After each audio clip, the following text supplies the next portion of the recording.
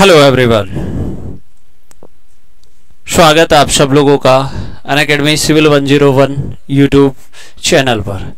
मैं प्रमोद कुमार आप सब लोगों का बहुत बहुत स्वागत करता हूं। तो गाइज, मैं आप लोगों को कुछ बताने आया हूं कि अगर आप भी कल जो आरआरबी जेईई का एग्जाम होने जा रहा है, जो री एग्जाम है, अगर वो देने जा रहे हैं तो ये वीडियो आप लोगों के लिए एक बहुत ज्यादा इंपॉर्टेंट है कि आप एग्जाम में जाने से पहले एक बार इस वीडियो को जरूर देखिएगा। कुछ एक इंपॉर्टेंट बातें जो है मैं आप लोगों के साथ साझा करने वाला हूं, ठीक है। एक बार आप समझिएगा कि मुझे ये सेशन लेकर आने की जरूरत क्यों पड़ी, ठीक है। तो इस बारे में मैं आप लोगों को बताने वाला हूं, क्योंकि बहुत से डाउट्स मैंने देखे बच्चों के कि सर हमने लास्ट एग्जाम में ये गलती की, ठीक है। तो मुझे लगा कि एक बार आप एग्जाम देने जा रहे हैं तो मैं आप लोगों को भी थोड़ा सा बता दूं कि उन बच्चों ने जो गलतियां की थी वो गलतियां आप ना दोहराएं, ठीक है। नहीं तो हो सकता है कि आपका सिलेक्शन होने वाला हो और आप सिलेक्शन के बहुत करीब हो और लास्ट मोमेंट पे आपका सिलेक्शन रुक जाए, ठीक है। तो आपको उन सब बातों का बहुत अच्छे से ध्यान रखना है जो बातें मैं अभी आप लोगों को बताने जा रहा हूं, ठीक है। तो आप लोग मेरी बात सुनिएगा कि अगर मैं आप लोगों को यह कहना चाहूं कि अगर आप एग्जाम देने जा रहे हैं, ठीक है, तो सबसे पहले तो आपकी जो बेसिक रिक्वायरमेंट्स हैं, ठीक है, जो भी परमिशन लेटर्स वगैरह हैं, जो भी पेन है, जो भी आप लोगों का ड्रेस कोड है, ठीक है, जो भी आपके आईडी कार्ड्स हैं, ठीक है, कि क्या क्या आइडेंटिटी के लिए क्या क्या चीजें चाहिए, समय से पहले हमें पहुंचना है, वो सब आप लोग जानते हैं, उनका मैं जिक्र भी नहीं करूंगा, वो सब आप जानते हैं क्या लेकर जाना है, क्या होना चाहिए, क्योंकि आप री एग्जाम देने जा रहे हैं तो आपने एक बार एग्जाम दे दिया है, ठीक है। अब देखो जरा, मैं आप लोगों से मेन इंपॉर्टेंट बात यह करने वाला हूं कि बच्चा जब भी आप एग्जाम देने बैठे, सबसे पहला जो आपका काम रहेगा, फर्स्ट काम, आप बिल्कुल कंफर्ट होकर बैठिएगा।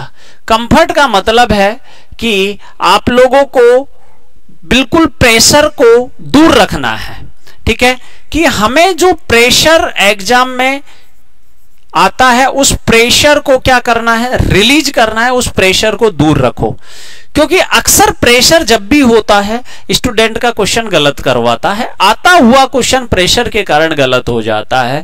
तो आपको पहले तो ये नहीं लगना चाहिए कि भाई इतना भयंकर प्रेशर लेके बैठे हो, क्वेश्चन कुछ कह रहा है, हम कुछ देख रहे हैं, ठीक है, प्रेशर के कारण क्वेश्चन गलत हो जा रहा है, ठीक है। तो सबसे पहले तो आप अपने प्रेशर को दूर रखना कि जब भी आप सीट पर बैठ जाओ कि भाई जो होगा जो देखा जाएगा, जो हुआ वो भी देखा और जो होगा वो भी देखेंगे, ठीक है, जो हो रहा है वो भी देख रहे हैं, तो उस चीज की कतई टेंशन ना लें, ठीक है। जो होगा वो देखा जाएगा, अगर आप मेहनत करके आए हैं तो उसका हमें रिजल्ट जरूर मिलेगा, ठीक है। तो उसके लिए आपको यह बात बहुत अच्छे से ध्यान रखनी है कि प्रेशर को रिलीज करके बैठे एग्जाम में। दूसरी बात, जब भी आप क्वेश्चन को करने बैठ रहे हैं तो सबसे पहले जो भी क्वेश्चंस है उस क्वेश्चंस को आप आराम से पढ़ें, क्वेश्चंस को बहुत अच्छे तरीके से रीड करें।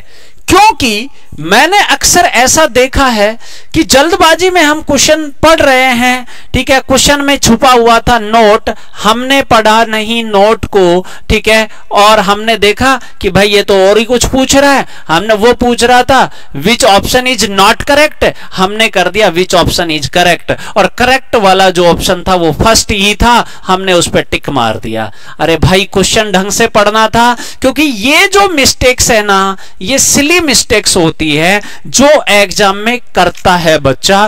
तो अगर आप थोड़ा सा टाइम देकर अगर क्वेश्चन को ढंग से पढ़ लेंगे, ठीक है, तो हो सकता है आप 5, 7, 10 क्वेश्चनों में बच जाएं, नहीं तो 5-7 क्वेश्चन ऐसे होते हैं कि जहां पर आपको ठोकर लगेगी ही लगेगी। क्यों? क्योंकि आपने क्वेश्चन को ढंग से नहीं पढ़ा। उसने पूछा था which option is not correct, आपने पढ़ लिया विच ऑप्शन इज करेक्ट। क्यों? क्योंकि आपके अंदर ये था, प्रेशर था, और आपको मैंने बोला कि प्रेशर रिलीज करके आप लोगों को पढ़ना है क्वेश्चन को। ठीक है, तो अगर आपके माइंड में प्रेशर नहीं होगा तो आप क्वेश्चन को बहुत अच्छे तरीके से पढ़ेंगे, इस बात की मैं गारंटी दे रहा हूं। ठीक है, अब क्वेश्चन को ढंग से पढ़ने के बाद, ठीक है, आप आंसर कर रहे हैं, ये हमारा 2 नंबर काम हो गया। अब तीसरा क्वेश्चन क्या बताने जा रहा हूं मैं कि कई बार ऐसा होता है कि हम कंफ्यूजन वाले क्वेश्चनों में चले जाते हैं। ठीक है, कि सर 2 ऑप्शन हमें लग रहा है कि 2 तो हमारे पता है कि 100% क्या है, रॉन्ग है। 2 ऑप्शनों में कंफ्यूजन है, सर क्या करें? तो बेटा तुक्का अभी नहीं लगाना है, तुक्का अभी नहीं लगाना है। कि अगर आप 2 ऑप्शनों में भी कंफ्यूजन में हो तो अभी तुक्का नहीं लगाना है। तुक्का कब लगाना है मैं बता रहा हूं आपको। ठीक है, तो अगर 2 ऑप्शनों में कंफ्यूजन है तो उस क्वेश्चन को आप क्या कर लें, मार्क कर लें कि इसको बाद में देखेंगे। ठीक है, क्वेश्चन धीरे धीरे पढ़ते गए, धीरे धीरे पढ़ते गए। अब आपने देखा कि हम कट ऑफ से लगभग 10 to 15 नंबर आगे निकल गए हैं। ठीक है, हमने पेपर बहुत अच्छे से किया, हम कट ऑफ से 10 to 15 नंबर आगे निकल चुके हैं। तो 2-3 क्वेश्चन ऐसे थे जिनमें आपको कंफ्यूजन था 2 ऑप्शनों में।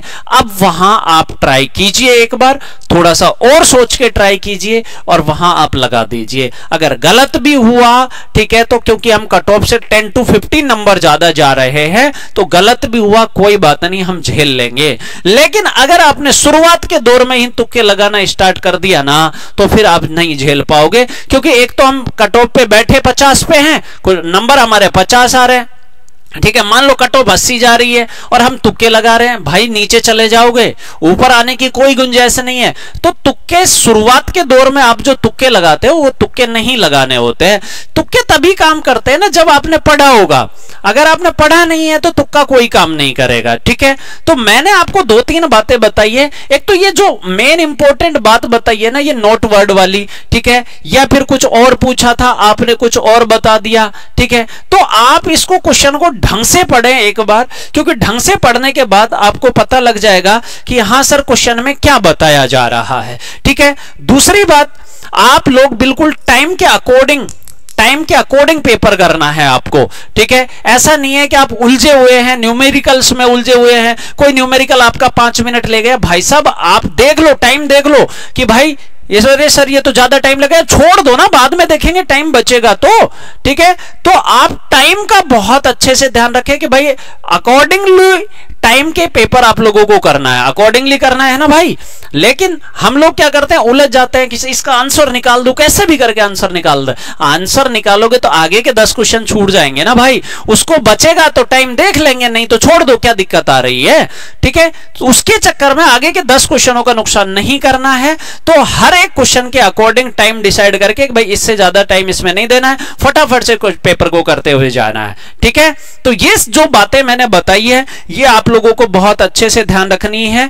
और मैं आप लोगों को बता देता हूं, मेरे पीछे आप लोगों को स्क्रीन पर हमारे बैचेज वगैरह दिख रहे हैं, वीडियो के डिस्क्रिप्शन में भी हर एक बैच का लिंक है। ठीक है, आप जाकर असेस कर सकते हैं, और कोई भी बैच ले रहे हैं तो आप ये रेफरल कोड अप्लाई कर लीजिएगा, प्रमोद के लाइव।